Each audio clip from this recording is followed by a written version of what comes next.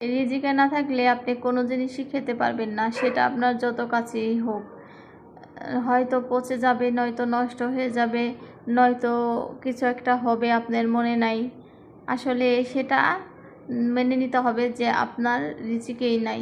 দেখুন না, কত সুন্দর 2টা পেয়ারা গাছ লাগাইছি, তো গাছটা ভীষণ বড় হয়ে গেছে, এখন পর্যন্ত পেয়ারা ধরে নাই, এই প্রথমই পেয়ারাগুলা ধরছে।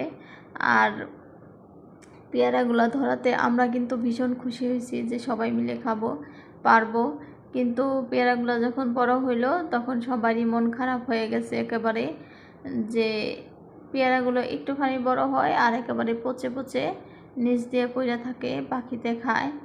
আসলে হয়তো আমাদের রিজিকে নাই, সেজন্য সামনে এত সুন্দর পেয়ারা কেউই খেতে পারতেছি না। দেখুন, আমি আপনাদেরকে দেখাইতেছি, পেয়ারাগুলো একেবারে কালো কালো ছিদ্র ছিদ্র, ভিতরে পোকা দিয়া ভরা।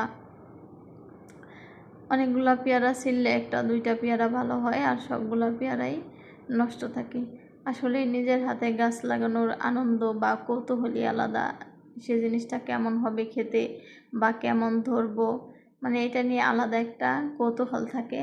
আমাদেরও তেমনটাই ছিল। তো দেখেন, এই যে ভিতরে কেমন ছিদ্র ছিদ্র লাল লাল।